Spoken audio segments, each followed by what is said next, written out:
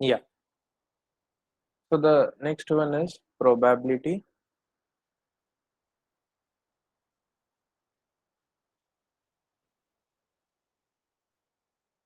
Assignment approach.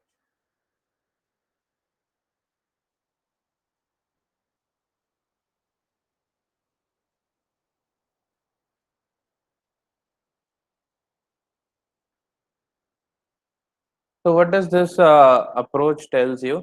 Look, the classical definition says that the total number of outcomes upon, oh sorry, um, number of favorable outcomes upon the total number of outcomes is actually the classical definition of probability. The another way, another approach to the probability is the probability assignment approach. It says that you assign a probability to each and every sample point.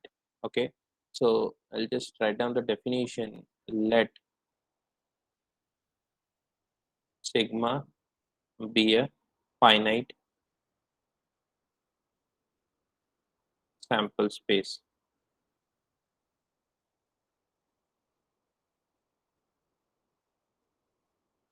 containing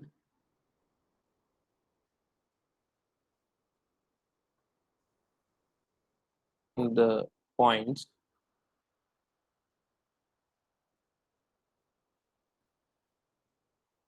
omega 1, omega 2, and this is up to omega. That is equal to omega 1, omega 2, up to omega n. Assign a real number, assign a real number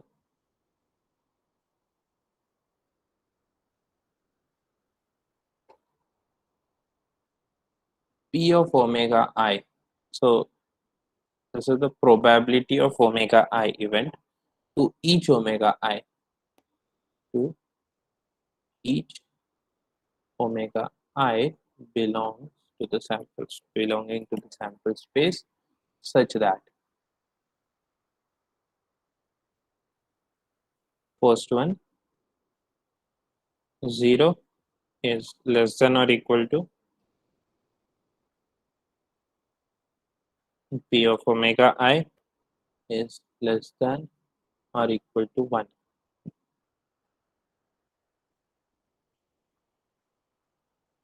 For I is equal to 1, 2, up to n. And the second one is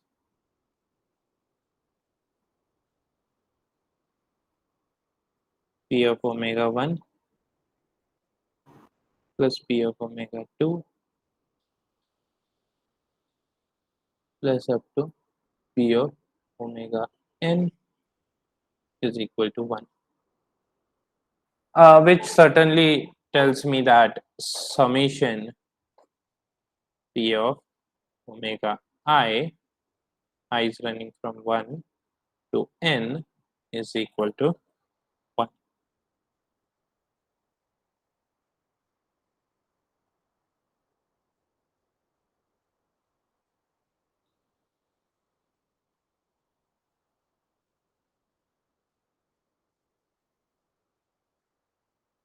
So p of omega I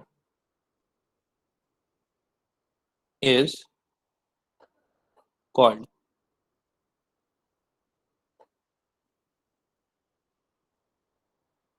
probability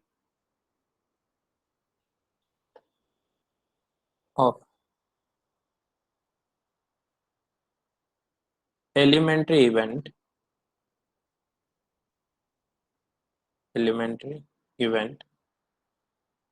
singleton omega n.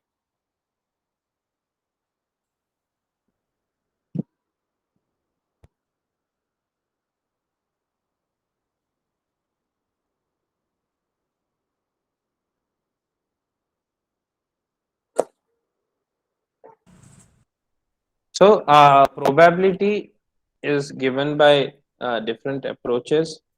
This one is the probability assignment approach. So why it is called probability assignment approach? What you have done in this?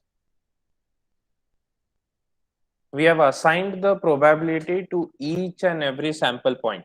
You're getting my point? So you have omega 1. So you will assign some probability to omega 1. You will assign some probability to omega 2. And in the similar manner, what I'm going to do is I'm going to assign the probability to each and every point in the sample space. But what is the condition? What is the condition? That each of the probability needs to be between 0 and 1, the first condition. And what is the other condition? The other condition is that when you add up all the probabilities, I mean probability of each and every sample point, then the summation will become 1. Okay, so this is the probability assignment approach, and which is also called the probability model. So this what you say, the order pair omega I comma probability of omega I, this is called the probability model. Okay, so in this case,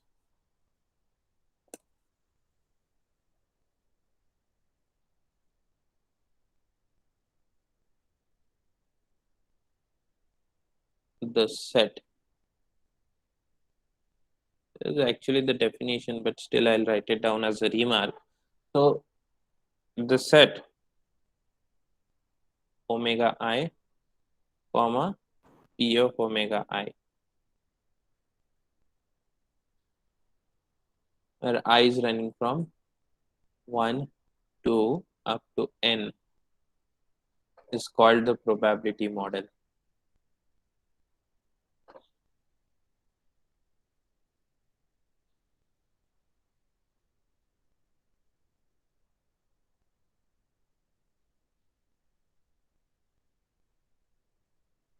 If, what are the conditions? If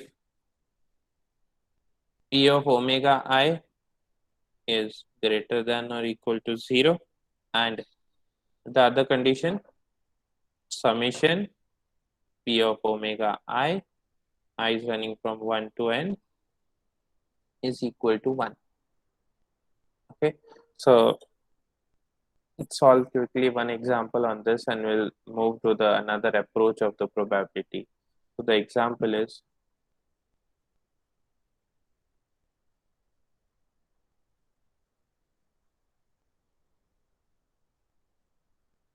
which of the following probability models are valid?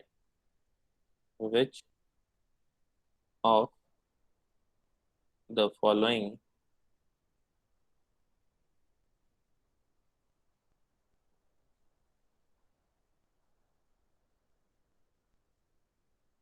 probability model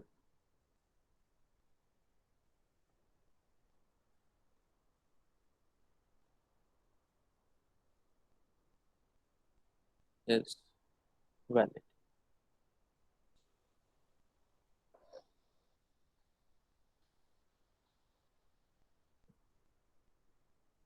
So we'll have model here is omega 1, omega 2, omega 3, omega 4, omega 5, and omega 6. So first model 0, 0, 0, 0, 1 by 2, 1 by 2. Second, 1 by 4,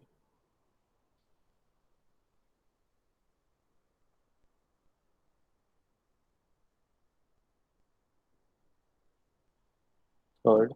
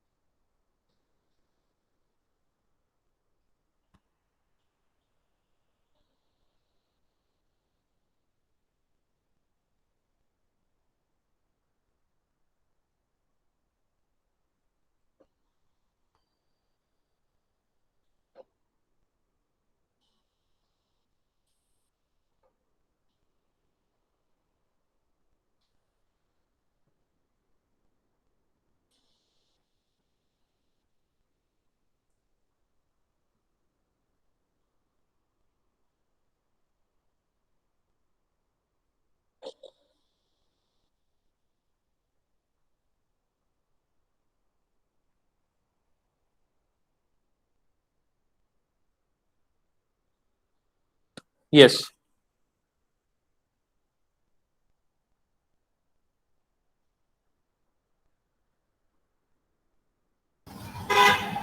The first one. Shouldn't this be P of omega 1 and P of omega 2? Or are they omegas only? No, no, those are P of omega 1, P of omega 2. Uh,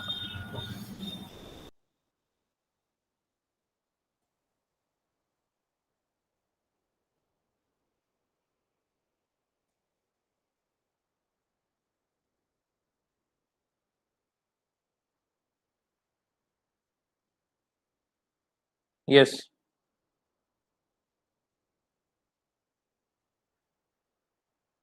The first one, is it a probability model? Yes, sir. Yes, Yes. sir. Yes. What about the second one? No. No. No. Which condition is not satisfied? Some Submission. Submission. some should be Summation equal of to 1. P. Third one is probability model. Yes, sir. Yes, sir. Yes, sir.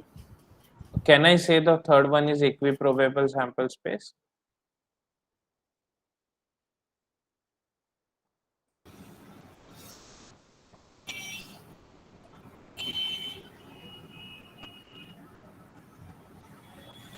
Is it equiprobable? No. No, no, it is not. Fourth one, No, sir. it No, is sir. not. No. It is not. Uh, yes, it is less than one summation. Okay. Fifth one, Yes. Yes. yes. Yes. Yes. What is the value of pi?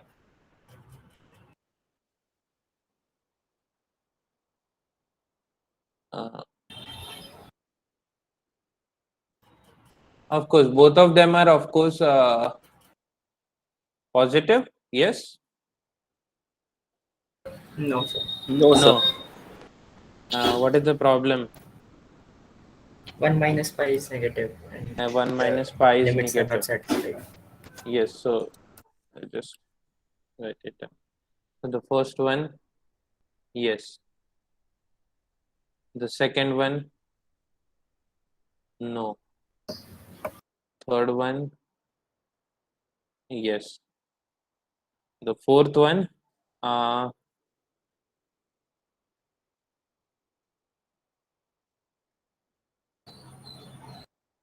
1 by 2 plus 1 by 4. Okay. No. Fifth one,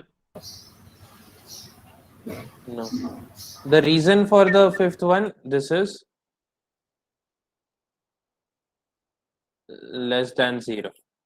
Okay, which is not possible. In this summation P I is not equal to 1. Uh, in this case, summation Pi is greater than 1. What about the last one? No, sir. Again, negative. No, sir. Negative. This one is less than 0. So, can you tell me what is the difference between the two approaches that we have seen, the classical definition approach and this approach?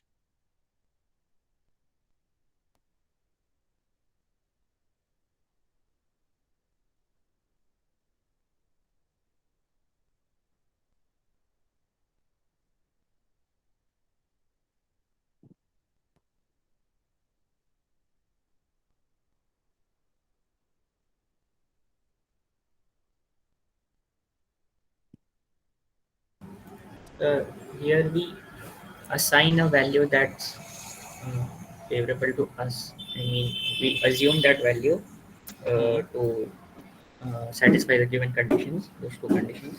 And in the Yes. normal approach, we calculate to find that value. Exactly. Okay.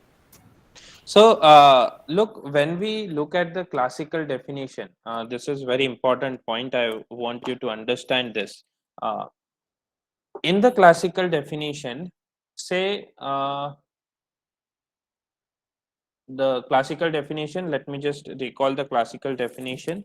The classical definition says that your probability is nothing but the favorable outcomes on upon total number of outcomes. Okay, the first one. So in the biased experiments, what do I mean by biased experiment is that if you have a coin which is biased in such a way that the probability of getting head is more and getting tail is less, and with such a coin we are performing an experiment, right? So this type of cases doesn't come under our classical definition. Okay, say a good student is there and we are performing an experiment that he'll pass some of the subject or not. As he is good, the probability of passing is more, okay, whereas the probability of failing is very less. Fine. So such type of experiments are not covered under our classical definition, and so we need some other approach to the probability. Okay, so which will be covered under the new approach, and in this approach such type of cases are covered. As you can see, the probability that we are assigning, the probability that we are assigning uh, takes under the takes the unbiased experiments under the consideration. Okay, the second very important point is we had an experiment, so I'm going to toss a fair coin until head appears. Okay, what is my question? So I am performing an experiment with an unbiased coin till head appears. What will be the sample space?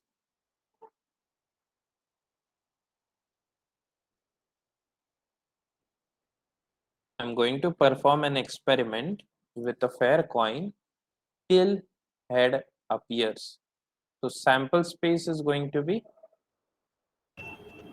Tail, Heads, like tail. tail heads, tail heads, and tail heads, then tail, so on. tail heads, tail, tail, tail heads, and so on. And if I want to find the probability of this, what will be probability of ETH?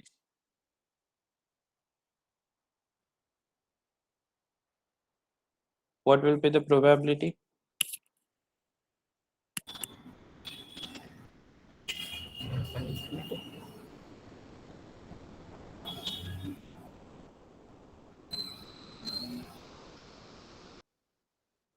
So 1 minus probability of finding a tail. Hmm. What will be the denominator by classical definition? That is another thing that you're speaking. So that I think we cannot determine. So 6 will be the denominator. Why, Aaron?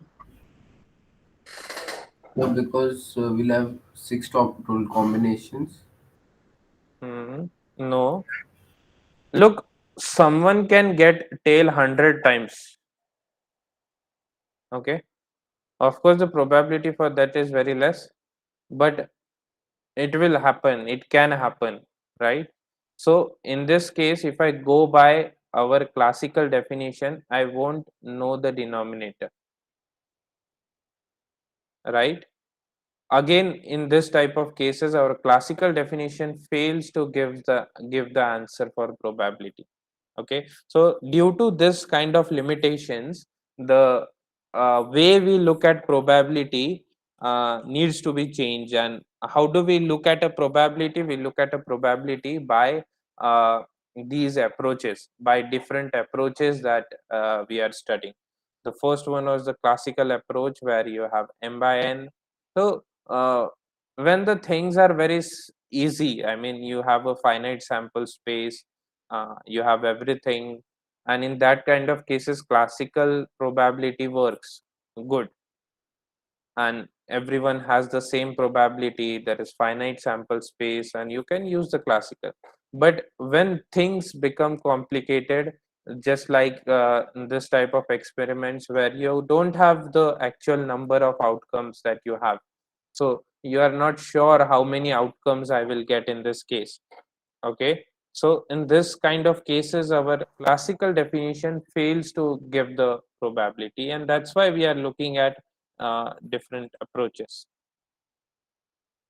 Fine. Now after this uh, new approach was given, and which is widely accepted, and uh, which is used a lot of times, and the approach is called the axiomatic approach.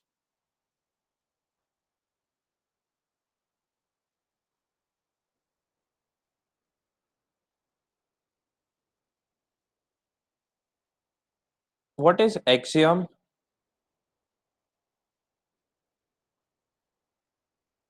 Is also the modern approach. Sir, it is an assumption. It is an assumption. Can we prove the assumption?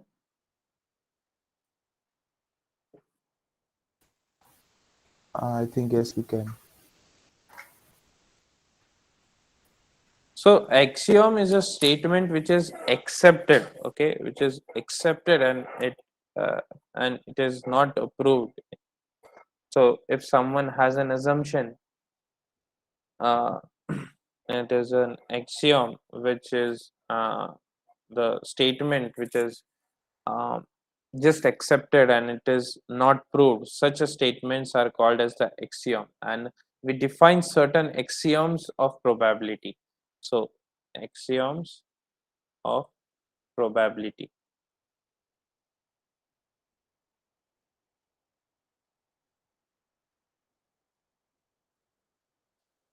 So what are the axioms of probability? So let sigma be the sample space. Let sigma be the sample space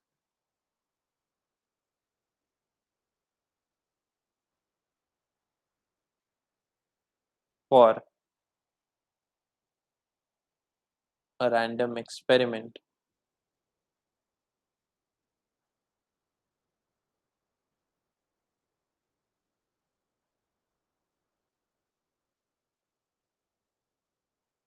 Let A be an event. Let capital A be an event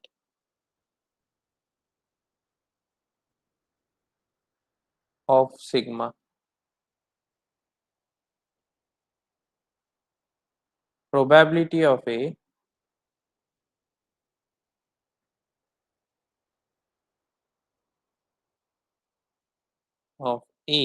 is denoted by is denoted by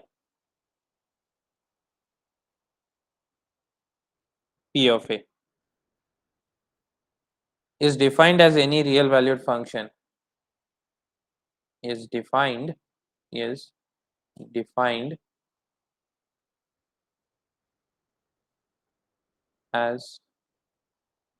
any real valued function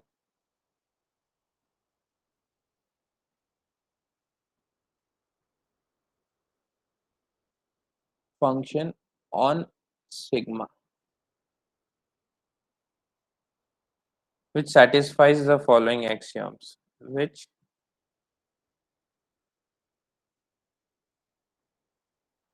satisfy following axiom.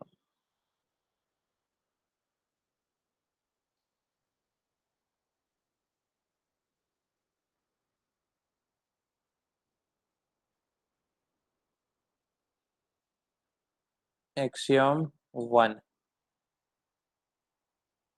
says that probability of any event A is greater than or equal to 0. axiom 2 is probability of any the complete sample space is equal to 1. And third and very important, which makes this different from the probability assignment approach, is that if A1, A2 up to AN are mutually exclusive, are mutually exclusive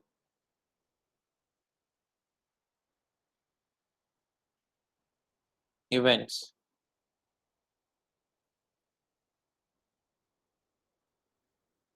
of sigma,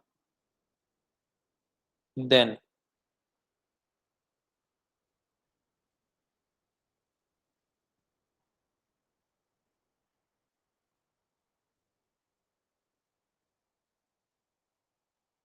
P of union AI, I is running from 1 to N. What is mutually exclusive? Sir, there are no common elements. There are no common elements. So what will be the probability of union of such events? Just a logic. 1. Did I say exhaustive events? No, sir, 0. Because 0. Probability of A plus probability of B. No. Sir, when we talk about mutually exclusive, I think if there is no common element, then it would be phi, I think. Where is Sakshi? Sakshi?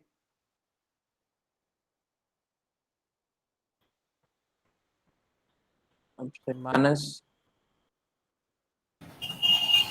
Thinking, sir.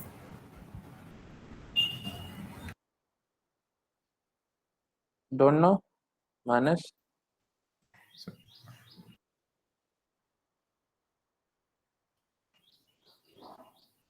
can I? Yes, please. So probability of A union B is that is 0. Why? The events are mutually Someone exclusive. someone said it correct. Let me just recall. Someone said it correct, but here we are talking about A1, A2 up to AN, not just Summation of probability of AI. summation of probability of AI. Very good. So, look, what this says is there is nothing common between A1, A2 up to AN. All are just distinct. There is no intersection between any two of the events.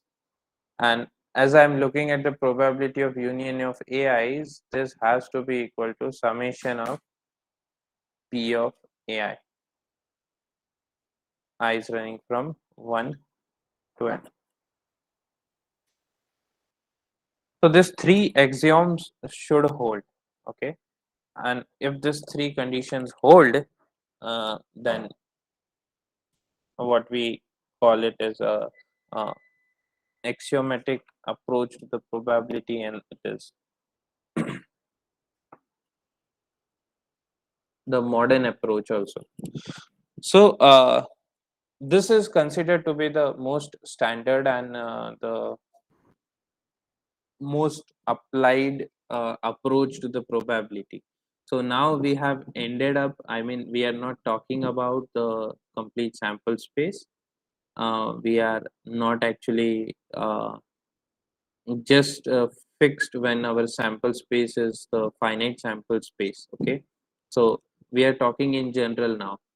So you have a complete sample space whose complete probability is 1. For any of the event that you define, the probability will be greater than or equal to 0, and this condition holds. So if these three axioms hold, then it is our probability model. Fine. So there are some important theorems. We won't go into the proof of each and every theorem, but we will of course state that as those are really simple and logical. So I'll just write down the theorems, important theorems on probability. Sir, Yes. sir, I wanted to ask a doubt based on axiom 3. Hmm.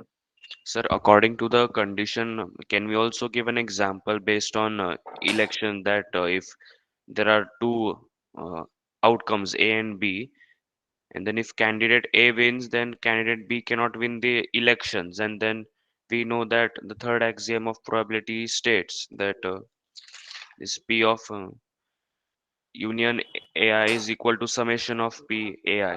So can we give an example like that?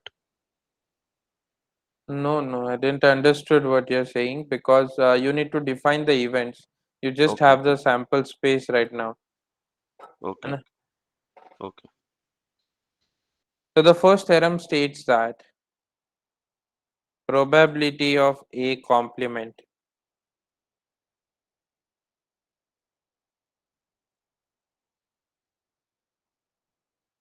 So you have a sample space. Whenever I write down the theorem, please keep these things in mind that we have a sample space. Capital A is an event.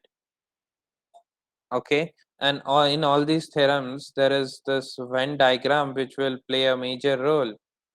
So this is our sample space. This is our A, an event A.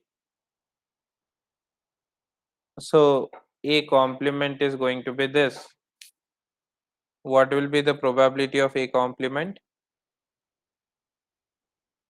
This is logical. I don't think it is so much difficult that you need to 1 think. minus probability of A. 1 minus probability of A, exactly.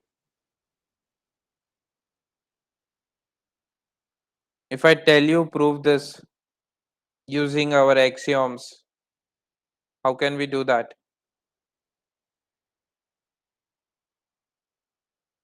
So I'll write a short proof here now, as axioms are not clear in this case. So we know that A union A complement is equal to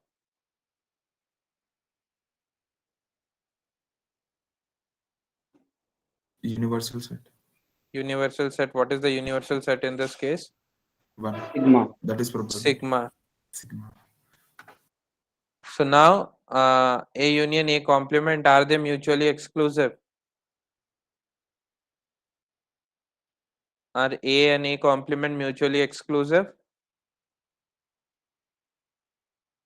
Yes, sir. Yes, Yes. sir. So the probability of A union A complement is equal to probability of sigma, as the sets are equal. By our axioms, probability of sigma is 1. As A and A complement are mutually exclusive, this will be equal to probability of A plus probability of A complement. So from this, probability of A complement becomes 1 minus probability of A, right? So this is how you use the axioms to prove these things, okay? And from the Venn diagram, it is of course clear. I'm not keeping the proofs. Second one, probability of phi. What is phi? The null set. Null event, impossible event. We have seen the definition for impossible event. 0. 0. Logically, it is 0. If I want to prove it by axioms, so what is phi complement? This will become the complete set, Sigma. right? So probability of phi complement by the first theorem, this will be 1 minus probability of phi, but this is equal to sigma,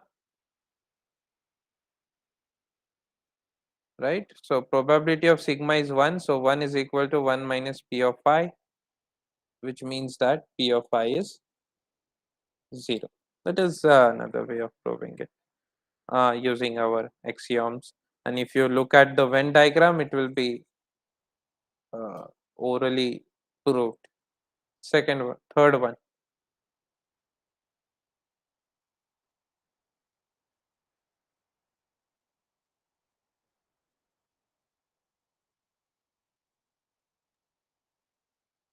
for any event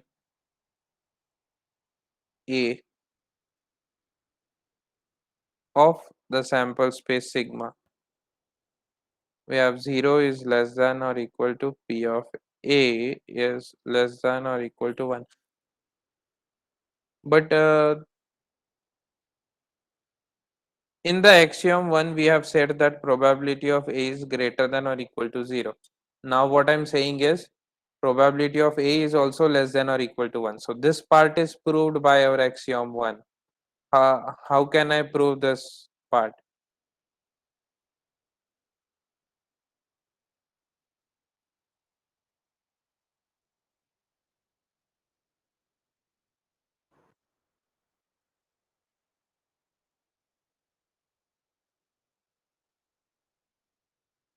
So what we have is, what will probability of A greater than or equal to 0? Is it true? As I said that you have any event, probability has to be greater than or equal to 0. By our previous theorem, probability of A complement is 1 minus probability of A, right? Which has to be greater than or equal to 0 again. Now I can simplify this. 1 is greater than or equal to probability of A, right? Yes, sir. So we have proved the other part. So can I say that axiomatic approach is uh, considering much more cases than your classical definition? So whatever conditions are proved by our classical definition are also proved by axiomatic approach. Am I right?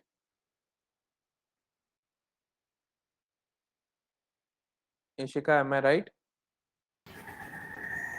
Yes, sir. Yes. So Aditya, are you convinced with the statement? Yes, sir. Yes. So in the classical definition also the probability was lying between 0 and 1, and also in the axiomatic approach we have proved the same thing. So our classical definition is particular case of the axiomatic approach. Fine. The fourth one. If A is a subset of B, then the probability of A is less than or equal to probability of B. Quite obvious.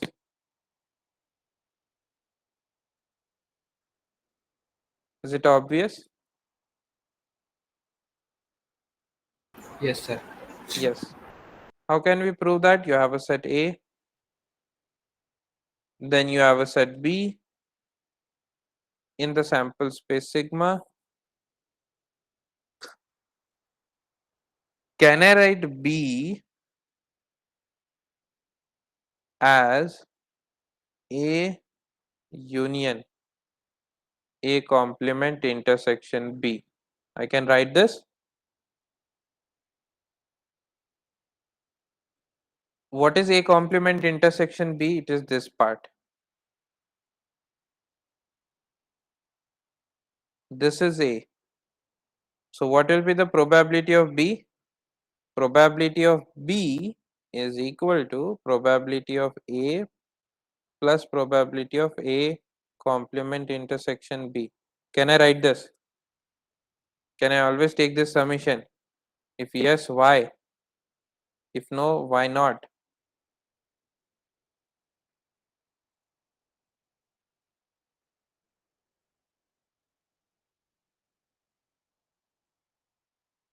Be quick.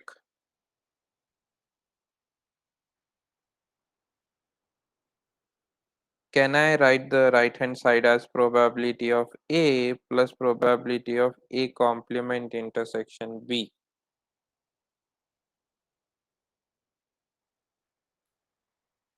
Can I write this? Yes, sir. Why? Sir, because they don't have anything common. Yeah. So that was our axiom, right? So if you have mutually exclusive ones, then in the mutually exclusive events, I can always do this. Now, how can I conclude that probability of B is larger from the statement?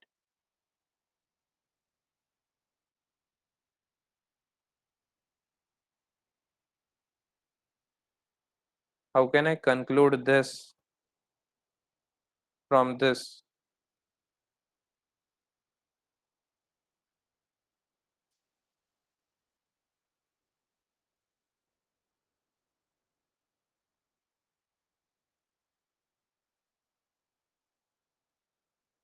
Roshri, how can I conclude? Um, not sure, sir. Not sure. Who is the others here? Other than Aditya Patil. Aditya, where is Aditya? Aditya Patil. CR is absent or what?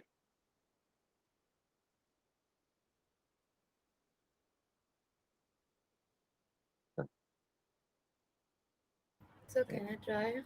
Yes, please. So you are back.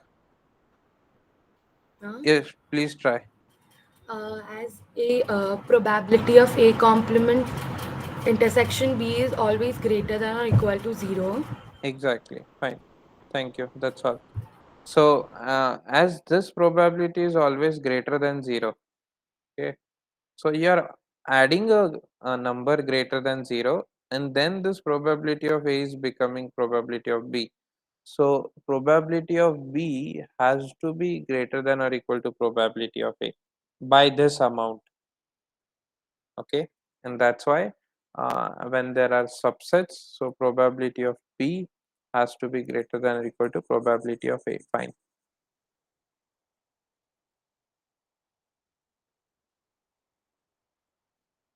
Fifth,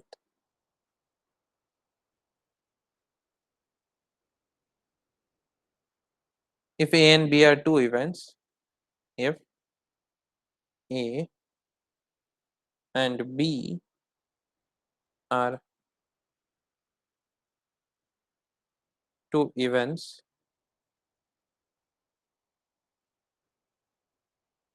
defined on sigma,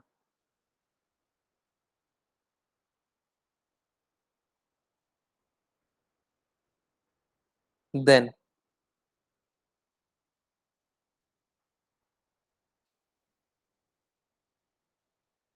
probability of A union B. Yes, what is it? Probability of A plus probability of B minus probability of A intersection B. But in the axiom, it is probability of A plus probability of B. What is the difference then?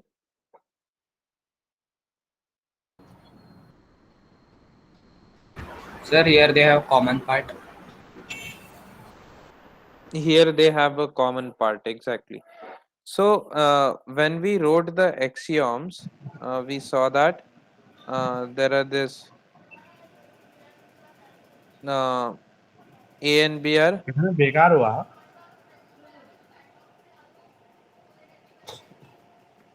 Sahil. एक नीचे लगेगा एक इस पे रख जाएगा table पे खत्म हो.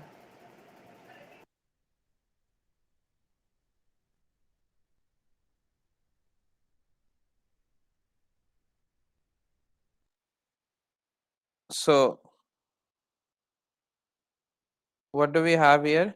So in A and B, when we talk about A union B, just a minute.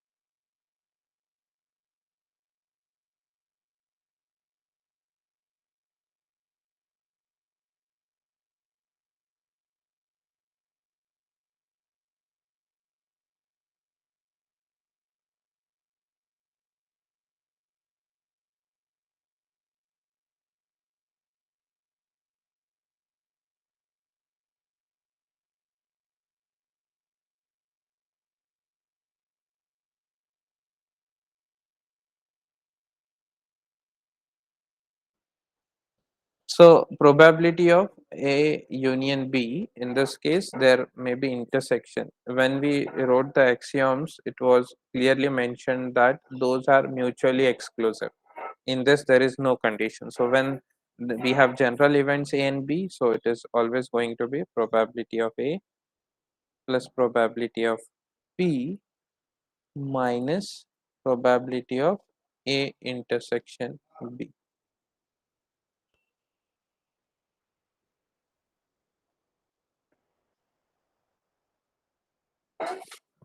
Fine. So this is the, I think, the last theorem, the sixth one. Now we have three events A, B, and C. So if A, B, and C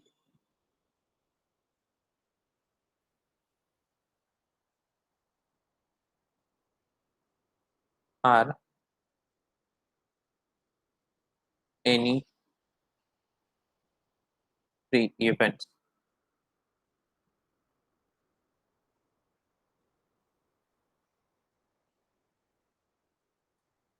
defined on sigma,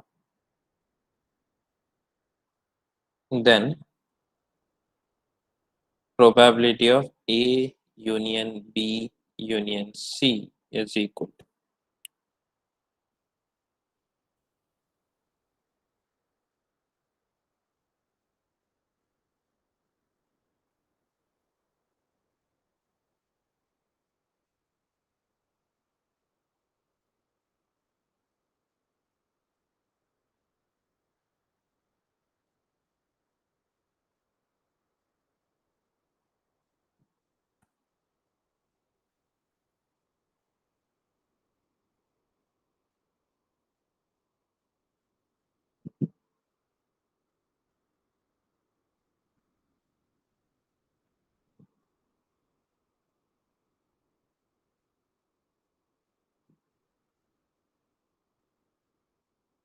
Sir, Hmm.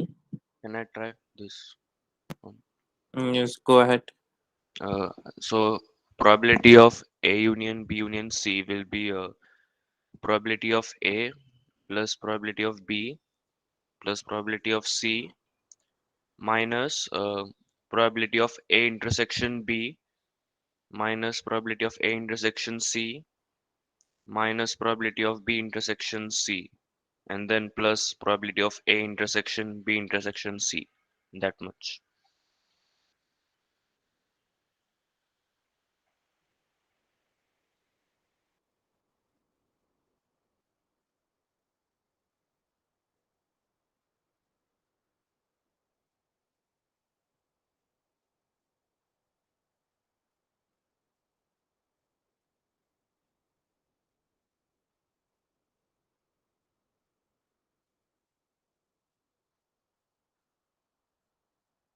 Okay. So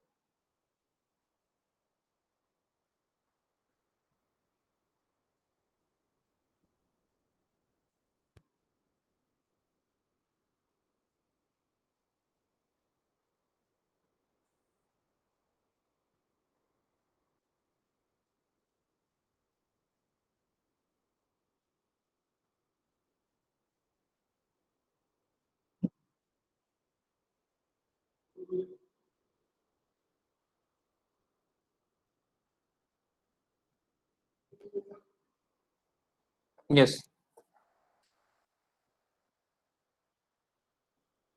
fine. So those are all the theorems. Those were needed. We'll go for examples now, but I think time is over, so I'll stop here.